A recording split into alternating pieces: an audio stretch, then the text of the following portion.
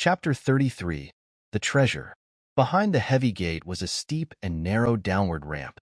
Shirley Yang dropped a cold smoke flare down it, and it rolled a long way before finally coming to rest. By the time it stopped, its light was barely visible in the distance. I took a deep breath of cold air, thinking that if this was indeed the tomb passage, it was extraordinarily long. Considering there were no remains nearby, any party that had come through here before might have triggered any latent mechanisms. Nevertheless, we had to be extremely cautious. One misstep could mean death. As I walked, I cautiously scanned the environment, sensing something amiss without being able to identify what exactly it was. Shirley Yang then noted, "Have you realized there are no signs of rats here?" I nodded, agreeing, "Exactly. I found it strange as well. With the gates half open and the stone bridge, and after seeing so many rats in the palace, why are there none to be seen here? Not just no rats, but not even a trace of droppings or fur. Could it be that they sense this place is filled with danger and have instinctively avoided it?" Shirley Yang didn't respond to my musings. After a few more steps, she turned back and asked, "Can you tell me the truth? Have you ever been involved in tomb raiding?" Her question took me by surprise, leaving me momentarily speechless. Given that everyone present was involved in archaeology, and while tomb raiding shares certain similarities in a broad sense, there are fundamental differences. They are fundamentally incompatible. How had she come to be suspicious? Seeing my silence, Shirley Yang said, "I'm just guessing. The thought just came to me. You are familiar with many lost feng shui techniques and seem to know a great deal about various ancient tombs, almost more than about your own backyard. It almost seems like you might be in the tomb raiding business." Internally, I cursed her speculation, but outwardly, I managed to remain composed and said to Shirley Yang, "This is a skill passed down through my family. Before the liberation, my grandfather was a well-known geomancer who helped people choose burial sites. My father was a soldier his whole life and didn't learn much about it, and I simply have an amateur interest. I enjoy studying these things, you know? I try to embody the spirit of Comrade Lei Feng, a dedication to learning." As I continued, I steered the conversation away from the subjects of feng shui and tomb raiding, preferring not to dwell on matters that were best kept secret. After a lengthy descent, we reached the end of the incline, finding ourselves at a dead end in an immensely vast space. The ground below gave way to a platform adorned with hundreds of huge-eyed stone statues, surrounded by steep cliffs with no visible ceiling, just darkness above. Ahead, an enormous subterranean cavern loomed, its full size unascertainable as our 20-meter range spotlight failed to find its farthest reaches. Was this the end of the path?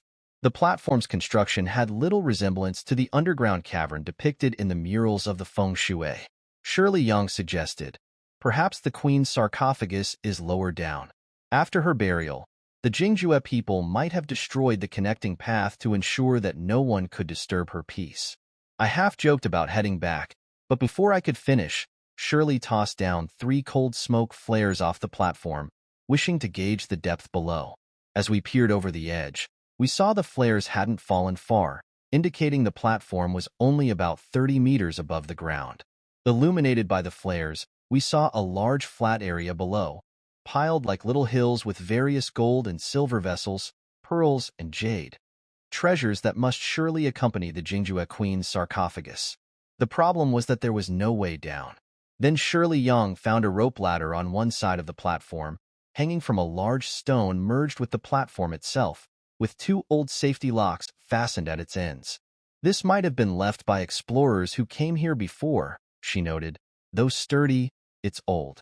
We should go back to the stone bridge and fetch our own ladder." I agreed that would be the simplest approach, yet wondered aloud why all the jade and treasures remained untouched if explorers had indeed visited this site. Foreigners aren't known for their altruism.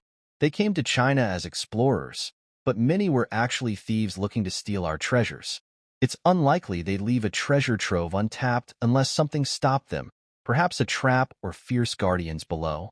Shirley Yang understood my point, suggesting that the treasures were left intact because of potential traps or fierce animals guarding them. She mentioned, "This curse is even recorded in the Tang Dynasty's Tales of the Western Regions. The city submerged in the Black Desert is named Jiluojialai.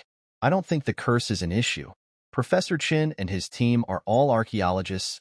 They wouldn't just carelessly move these objects. It's your partner, the chubby one, that I'm concerned about. You need to keep an eye on him. I responded angrily. How can you say such a thing? Are you saying we look like thieves? I'll have you know we may be poor, but we're not short of integrity. I can bet my life that if I say the items here are not to be touched, my friend won't lay a finger on them. You should worry about yourself instead. Remember back during the Boxer Rebellion when the Eight-Nation Alliance came to China, killing and setting fires, looting us of our riches? That alliance included your America, didn't it? On what grounds do you think you can regard us as thieves? Shirley Yang turned pale with indignation at my words. Are you suggesting that I look like a thief? I realized that my words were too harsh, especially considering she had once saved my life.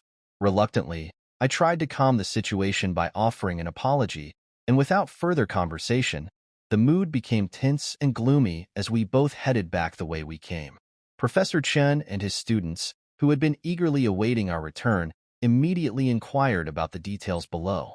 As I drew water from the dark river to drink, I began to recount the situation beneath us, with Shirley Yang adding her own observations. Hearing that there was indeed a whole other world beneath us, complete with a vast array of burial objects, the whole group was thrilled, especially Fatty at the mention of the treasures. Unable to contain their excitement, they promptly made their way towards the tomb's gate. I walked at the back of the group, giving the heavy gate a wary pat. If this gate were to drop, no one would be able to escape. However, the thought of the explosives we carried comforted me, and I entered the tomb passage with a lowered head but an eased mind. Everyone on the platform was busy readying the rope ladder. I knew that persuasion at this point was futile, so I simply cautioned Fatty to keep his hands off the treasures below. While I didn't believe in any silly curse, I didn't want to provide any fodder for Shirley Yang to hold against us.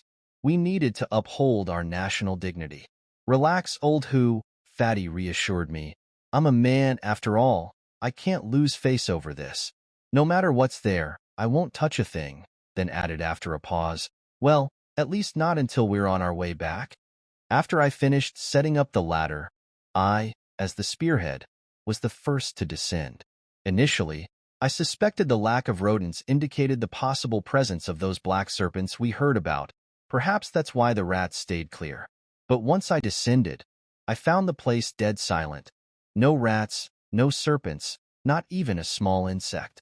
Along the rock walls hung numerous bronze lamps, all shaped into the form of subservient lamp-bearers, their bowls long depleted of oil.